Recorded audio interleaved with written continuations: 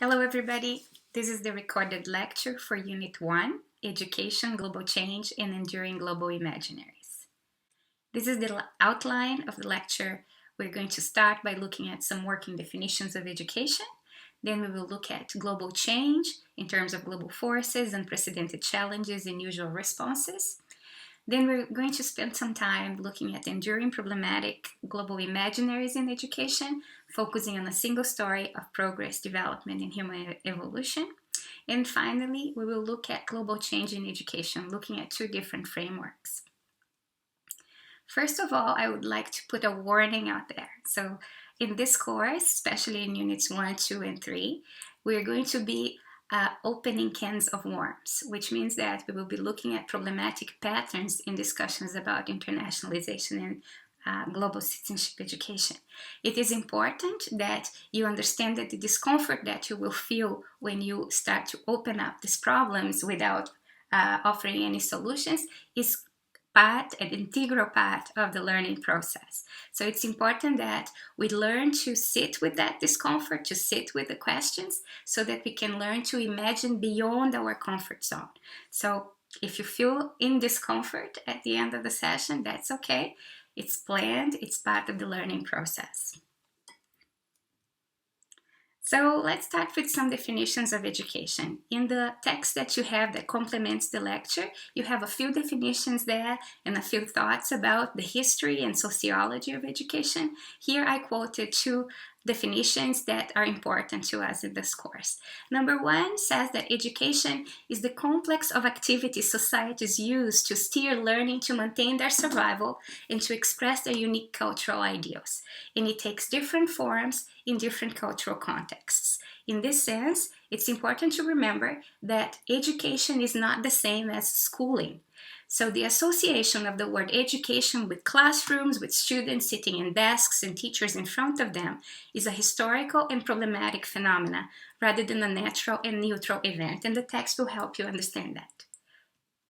So here's a quote from Hannah Arendt, and my interpretation of this quote is that she's saying that education asks us to love the world enough to save it from the ruin of stagnation, from the ruin of staying the same, at the same time that education asks us to love the children enough to pass to them what we've learned from the world as it is or as it has been, at the same time that we also enable them to create the world anew, to create a different world from the world that has been. So in this sense, it's important to understand what's happening in society in order to understand the possibilities that open or close for education. And globalization is key in this process. So we're going to the next part of the lecture, which is related to global forces, unprecedented challenges. And here we have a definition of globalization as the intensification of migration, interconnectivity, cultural hybridity, ecological vulnerability, and reconfigurations of economic and political power driven by financial global capital. Now, there are specific educational challenges that happen as a result of globalization. In terms of migration, for example, there are transient families, there's rising xenophobia. In terms of interconnectivity, there's a change in the authority of the teachers. So Google now has got the monopoly over finding out about the knowledge produced all around the world rather than having the teacher as the sole source or source of information or source of knowledge. There's also focus now on seeing education as entertainment, having to compete with iPads and computers for the attention of students. In terms of cultural hybridity, the fixed categories that we had in the past for nationalities, for example, ethnicity, gender, or sexuality, are not working in the same way anymore. There's much more conflictual identities, juxtaposed identities, more fluid identities happening as a result of globalization, and that poses a challenge for education that is still operating from the old fixed categories, and that is creating a problem for how teachers relate to students who are operating already in a world where these categories are much more fluid. In terms of ecological vulnerability, there's a lot of complexity and misinformation out there about what we anticipate for the future. So, for example, in terms of water security, in terms of air pollution, children today are receiving much more information about these things, and this is raising levels of anxiety about their future. In terms of reconfiguration of economic and political power driven by global capital, there are specific challenges that affect education. The first one is the discourse of austerity, of disinvestment in public services that is affecting education very severely. There is an increase in wealth concentration, an increase in violent conflict, and a shift of the role of the state. So we used to think of the state as a redistributor of wealth and protector of human rights, and now we can see that the state has a lot of allegiance to global capital itself in terms of securitizing its properties and its possibilities for expansion. And that also has implications for education, including an increase in uncertainty, especially the uncertainty of the futurity of the students, that causes a lot of distress and causes also anxiety, depression, and levels of self-harm to rise in education.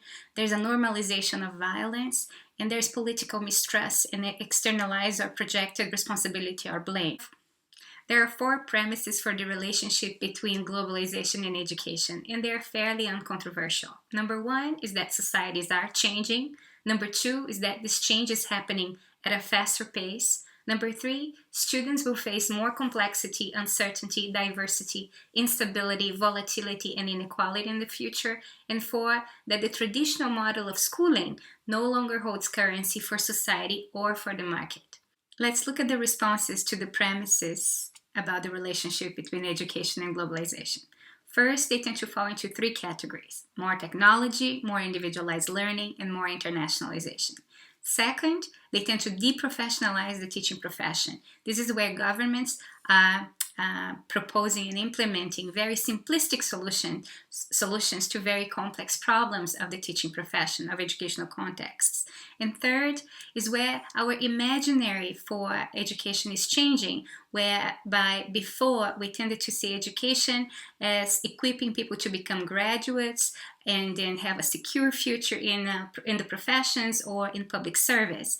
And this globalization is already challenging. Now, education is changing to see graduates as being on their own in their future with very precarious or short careers. So they see them more as individual entrepreneurs or freelance celebrities. And this is very problematic in education. And in that sense, I think the first thing that we need to do is take a step back and calibrate our discussions. Remember that I mentioned the 3 categories that the responses fall into: more technology, more individualized learning, more internationalization. This course is about the 3rd category, internationalization. That's why we're going to be unpacking this issue. If you're interested in technology or individualized learning, these 2 books, the covers that are appearing on the slide, these are very good books that provide a counter argument for this fashion and fever of embracing technology as a solution for all problems of education and focusing on individual choice and this consumer relationship with the student as the solution for the privatization of education. So I really recommend these 2 books if you're interested in these 2 areas. The 3rd area, which is internationalization, and I put it together with global citizenship education, we're going to be in this course looking at it in terms of 4 different sub-areas. Number 1 is internationalization and diversity here, including internationalization of schooling and internationalization of higher education. Then we're going to be looking at globalization and global justice, alternative frames and futures, and building ethical relationships with communities locally and globally in the context of inequalities. But before we do it, we need to look at enduring difficult challenges that are going to be at the background of all our discussions in this course. A key enduring difficult challenge can be explained through a metaphor or an analogy. So I'll ask you to imagine a field of corn. Harvest your corn, put them all in front of you, and compare it to the picture that I'm going to show you now.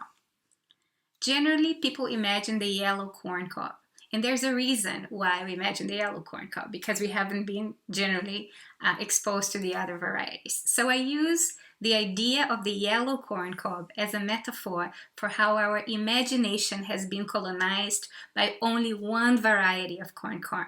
And this is very important because it shows that we have a narrative in our heads about what's normal, what is ideal, what is natural. But this narrative, there's nothing natural about it. It's a narrative that has been naturalized and normalized. And the narrative of the yellow corn cob refers to a single story of progress, development, and human evolution. So this narrative of the corn cob defines how we perceive schooling, how we perceive as appropriate clothing, how we perceive relationships, justice, nation states, security. Everything around us is colored by this narrative of the yellow corn cob. And this is a very enduring narrative because it's reinforced through the media, through schooling, in our relationships in society. Now, the sociologist Boaventura de Souza Santos has talked about this narrative in terms of an abyss. So he says that from the abyss of the narrative of the yellow corn cob that I'm associating here, we think that our knowledge is unlimited and we don't really understand the limits of our ways of understanding things. So he says that it's like having an abyss where if we're speaking from the top of the cliff, we look out onto the cliff and we see nothing. So we look at the other corn cobs, the multicolored corn cobs, and because they are unintelligible to us, we believe that they are not valuable or that they are only valuable when we bring them and we paint them in yellow. So we cannot even recognize the contribution and sometimes even the existence of something beyond our frames of reference, beyond what's naturalized and normalized as what is real and ideal in our worldview. So here, the challenges for us in education is how do we reach the edge of our imaginaries and we understand the limits of the ways that we understand the world in order to be invited or to open up at least the possibility of thinking about the world a little bit differently. But here we have to remember that this is not about extending our knowledge into the world, because if we extend our knowledge, what we're probably going to be doing is projecting this knowledge on top of the other multicolored corn cobs and painting them all yellow, or thinking that we understand when actually we don't. So this is a very difficult thing in education, in order to be able to sit at the difficulty and the discomfort of the edge of the imaginary. And this is what this course is asking you to do, or to try for a little bit. So to understand this edge of the imaginary, I'm going to use the metaphor of a cake. So at the top of the cake, we have what we say, what we do, and what we think. And we are led to believe that we say what we think and that we do as we say that we're doing, that we are transparent to ourselves. But it's a bit more complicated than that, because many times we cannot say what we think, and sometimes we think that we know what we're doing when we don't. For example, if I say that I'm really, really open and very tolerant, and then do something that is completely contradictory to that. So there are all these problems between the relationship, in the relationship between what we say, what we do, and what we think, and we have to keep that in view at the top layer of the cake. The second layer of the cake are the individual experiences, unique experiences, our passions, our fears, both what's conscious and what's unconscious of our particular learning journeys. So we all have unique experiences that then influence what we say, what we do, and what we think at the top layer. But our individual experiences are not as individual as we think, because they also come from another layer of the cake of our collective reference, our discourses and our imaginaries, our ontological and epistemological assumptions, which means that our assumptions about what is real, what is ideal, and what can be known. So our languages that we use to interpret our individual experiences are already formulated within a specific cultural and historical framework. So we don't have all languages. No language is neutral, no language is transparent, and all these languages they open and close possibilities of interpretation, possibilities for us to see the world in different ways. So in this course, we are using the cake to talk about self-awareness in relation to the top layer, in terms of seeing that the relationship between what we say, what we do, and what we think is not necessarily linear, that it's more complicated than what we normally think it is. We use the word self-reflection to talk about the second layer, which is related to what we think and why in relation to our personal learning journeys.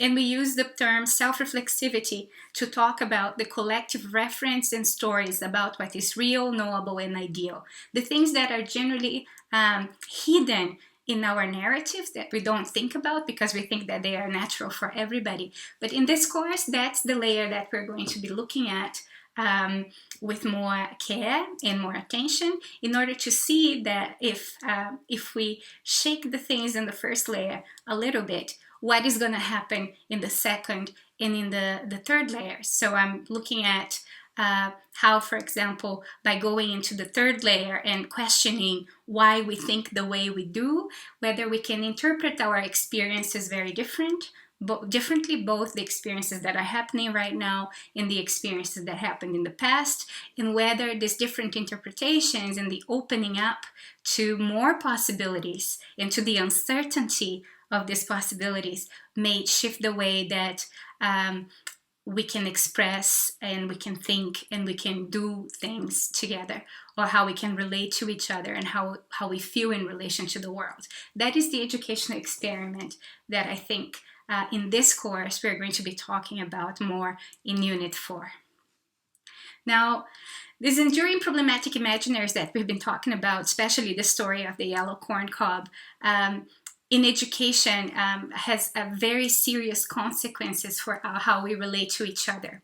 And this is one of the examples of this problematic problematic relationships. So this is a survey that was used in the UK in schools, called the Mori School Omnibus Survey, conducted by the Department for International Development. So it was a survey conducted by the government in schools. And what I'm going to do now is to use one of the questions of the survey to show you how this relationship between the yellow corn cobs and the single narrative of progress, development, and human evolution, and the other corn cobs becomes very problematic. So in this survey, the students were asked the following question: how can poorer countries affect us in the UK? And they had 6 options to choose from in relation to that question. Number 1, by getting us involved in their conflict. Number 2, by increasing risks of diseases spreading in the UK.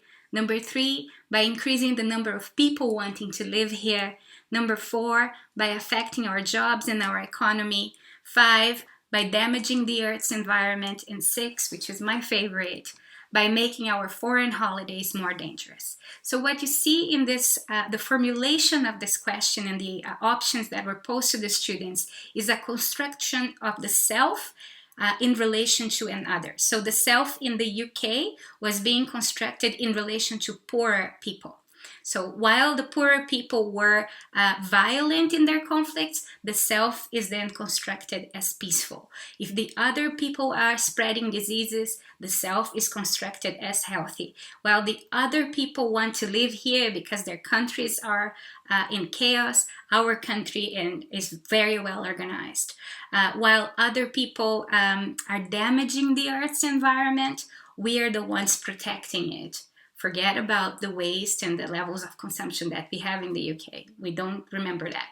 And we are also entitled to very safe holidays in their country. So you have this separation between us, who are always connected with positive characteristics, and them connected with very negative characteristics. So here we go back to the story of the yellow corn cob and the story of the multicultural corn cobs, with the yellow corn cobs being associated with characteristics of intelligence, benevolence, deservedness, cleanness, and capacity, in this idea of leading humanity towards progress, development, and human evolution, population, whereas others are associated with lack, inadequacy, ignorance, violence, helplessness, servitude, and waste. So when I looked at in my research how this relationship is reproduced in education through textbooks and through the media, what we find is very interesting. We find that the relationship between the yellow corn cob and the multicolored corn cob, especially when the yellow corn cob wants to engage with the multicultural corn cobs to help them become yellow, is it follows a specific pattern of representations and engagements that are generally hegemonic, that reinforce and justify the status quo. They do not question the single story of progress, development, and human evolution. They are generally ethnocentric. They project one view as universal.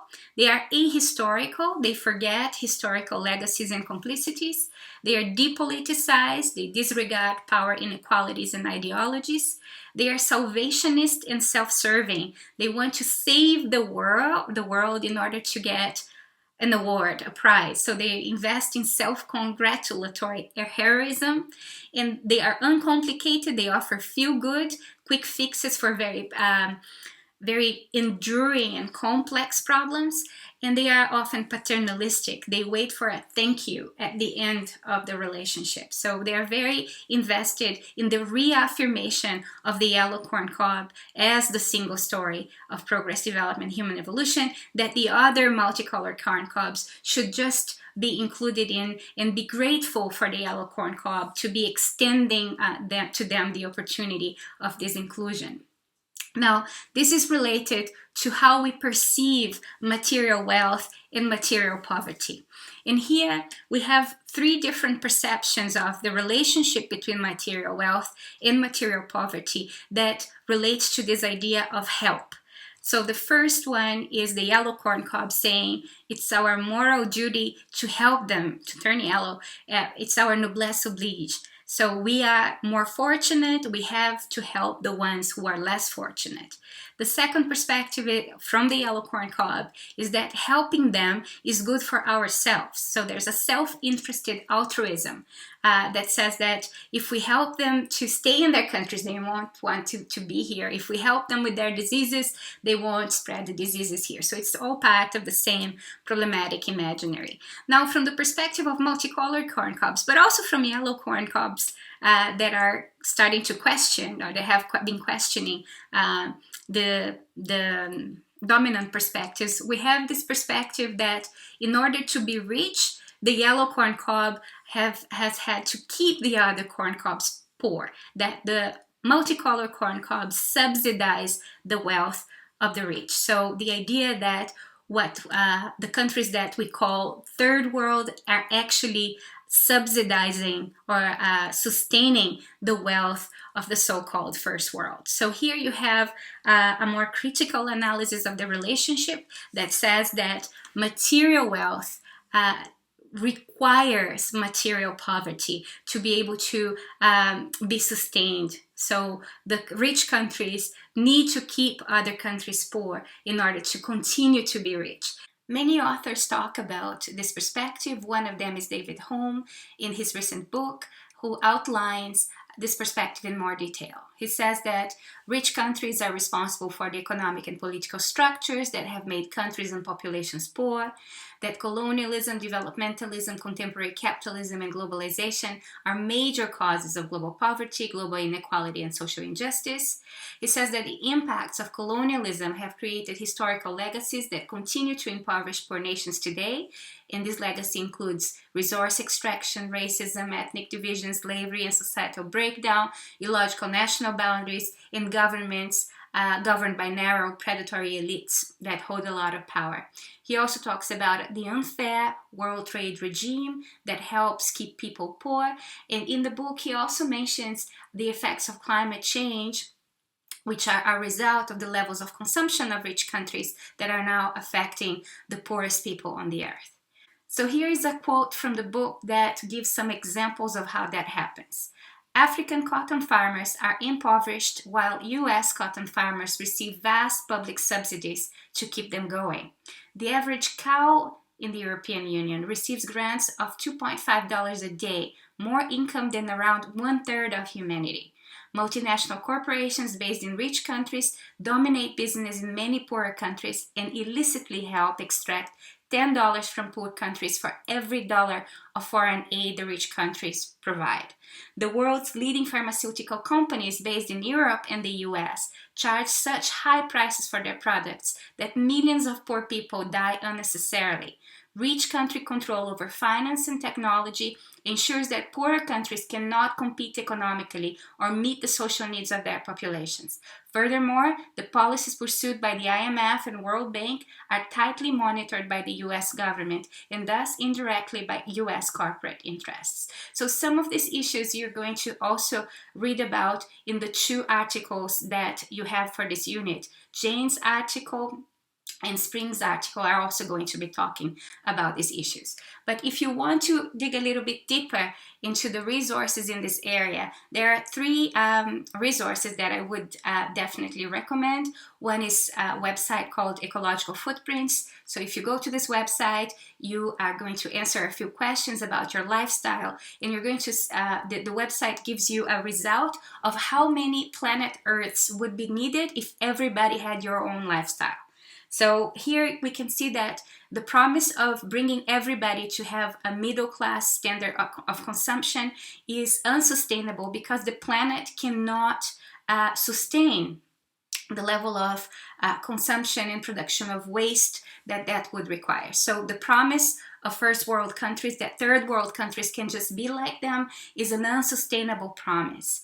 There's also a website called Modern Slavery Footprint. Very similar to the ecological footprint. You input your data about your lifestyle and it tells you how many slaves you need to keep your lifestyle, how many modern slaves. So for example, if you think about a laptop and the minerals that are necessary for the production of the electronic components of the laptop and the chain of production and labor that gets involved in the construction of the laptop, we can see that many communities are paying with their livelihoods and their health for us to have the comforts that we want today. And there's also the YouTube link to the film Schooling the World, which is the educational resource you need to analyze as part of this unit and submit on Connect. It is a film about the impact of modern schooling on indigenous communities that looks at the issue from a critical perspective. The last part of the lecture focuses on imaginaries of global change and imaginaries of educational change. The first framework that we're going to look at shows 3 imaginaries of global change. The first imaginary of global change, called soft reform, is about making the same world a little bit better through personal transformation and individual action. This framework, this imaginary, advocates charity as a way to change the world. So it's based on a single story of progress, development, and human evolution. It offers simple solutions and it's very self-affirming for those who are trying to help others in this way. So we're asking the same questions that the single story allows us to ask, and we're always arriving at the same answers. The second imaginary is radical reform, which is about making the same world a lot better by including more people, more voices, and more perspectives in collective action. This is an imaginary that advocates inclusion. It's based on more historical analysis, multiple perspectives. It's self-implicating in a sense that it recognizes that we are all part of the problem as well as the solution, and it offers more complex solutions. But it's still based on the same questions. The difference now is that we have different answers, more voices to provide answers. Now, the third imaginary is the beyond reform imaginary. This imaginary recognizes that the world and the systems that we have today in the world are unsustainable and violent because they require expropriation and unsustainable depletion of resources in order to survive. So this imaginary is about gradually disinvesting in the current unsustainable world and walking with others into the possibility of new worlds. And global change in this sense is about the creation of new systems. Here you have deeper analysis, focus on food and water security, a critique of excessive depletion of natural resources, and a search for different possibilities for coexistence. Here we have different questions and different answers. So in the soft reform imaginary, we have one voice, one story, one conversation, and one idea of where forward is, of what the future should look like. In the second one, in the radical reform, we have many voices, but it's still the same conversation in one idea of where we should get towards. In the beyond reform imaginary, we have many voices, we have different conversations, and we have many ideas of where forward is, well, where we should walk together towards. So here you have these three different understandings of global change, and whatever you work, you will be able to probably see examples of people coming from these different perspectives. So it's important to understand that our analysis of the world inform what is possible to do in relation to global change, and this will also inform what is possible or not to do in education. In terms of imaginaries of educational change, I'm using here the same framework that you have in the text that complements the lecture, the text about educating. And the text finishes with this framework. So I would just like to draw your attention to that again. So in this framework, we have an issue in the middle and 4 different perspectives. And I think this is very important for this course, for us to be able to distinguish between perspectives. So when you're reading a text, you will have some language to talk about where the text is coming from. Here we have the technicist perspective, which is about social engineering as economic rationalization decided by experts. And here the metaphor that goes along with that is the metaphor of the world or educational systems as machines. And these technicians need to understand the parts of the machine and make it work together better.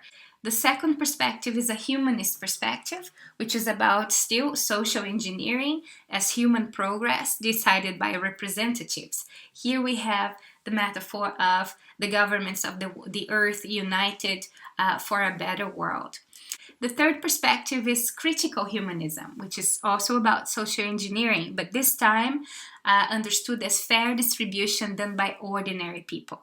And the metaphor here is of a demonstration where people take power in their hands and they don't depend on representatives, they don't depend on experts and technicians, they do it themselves. So here, educational change should be decided by the communities themselves. The fourth perspective is represented as a question mark. And this is because the technicist, humanist, and critical humanist perspectives are all part of what we would call modernity. They are all about social engineering. And there are perspectives that do not consider social engineering to be the central tenet of what we should do in education. So I put it as a question mark because these perspectives are not anthropocentric. They don't put humans at the center of everything. They are not teleological. They don't look at the future as something that we can plan towards as we do in modern schooling. They are not Cartesian. They do not see the distinction between mind and body, and they do not believe that the world is defined by our thinking. And there are other features of these perspectives that make them unintelligible for those of us who have been over-socialized into frameworks defined by modern thinking and modern schooling. So here we have a few examples of how these different imaginaries look at social change in education. So from the technicist perspective, we argue that the main purpose of education is to get people into the labor market. And we argue for a reduction of the role of the state in the welfare of people. From the humanist perspective, we would look at the campaign, for example, of education for all, and we would say that Western schooling should be spread all over the world. And that's the best form of schooling because it again gets people into the global capitalist market, they become consumers, and that's the best thing that they could look for in terms of the purpose of their lives. For the third perspective, we have Arundhati Roy saying that the only thing worth globalizing is dissent. And what she is arguing for is that we should resist the power of corporations, the power of elites, and the power of the government in defining how our lives should be lived. And we should fight for a more just world, resisting the structures of power that we have today. So the fourth perspective is represented with the logo of the rights of Pachamama, which is an Andean document that was written about the rights of Mother Earth, placing Earth at the center of the discussion of rights, and written as a way to counter perspectives that place human beings at the center of all political decisions. These frameworks will help you when you're reading other texts to see that every text is critiquing a perspective and making a proposition. And the frameworks help you see where these analyses are coming from, how far they go, and whether or not the propositions will be accepted or resisted by different communities. In order to conclude this lecture, I will summarize the enduring difficult challenges for education that we have seen so far. So the first challenge is, how can we see the systemically and historically marginalized other as equally intelligent, equally capable, equally knowledgeable, equally deserving, equally contradictory, and equally complex, beyond essentialist representations. Essentialist representations put people in boxes, and we see them as objects that we can create knowledge about without seeing them as people with the same entitlements and the same rights as we have ourselves. The second question is, how do we learn from histories of trauma and ongoing harm without guilt, paralysis, quick fixes, or pessimism? How can we learn from repeated mistakes in order to only make new mistakes in the future? Third question is, how can we see the limits of the knowledge we consider universal and unlimited so that we can open up to different possibilities of coexistence? And the last question is, how can we reignite our visceral sense of connectedness with and responsibility towards each other and the planet, beyond relationships mediated by nation states or capital? So I'll leave you with these questions and ask you to formulate your own in the questions board at the end of the unit. Just to remind you that you still have to read the complementary text that goes with the lecture, plus the two compulsory readings, Jane and Spring. Then do your quiz, analyze the educational resource, which is School in the World. So you need to watch the video, analyze the resource, formulate your questions, and then you're done. We have a live tutorial on the 17th of September, and you will receive more information about how to join it through Blue Jeans near the time of the tutorial. I hope you'll find the readings interesting and stimulating, and that you will gain a lot from this unit. See you on the 17th.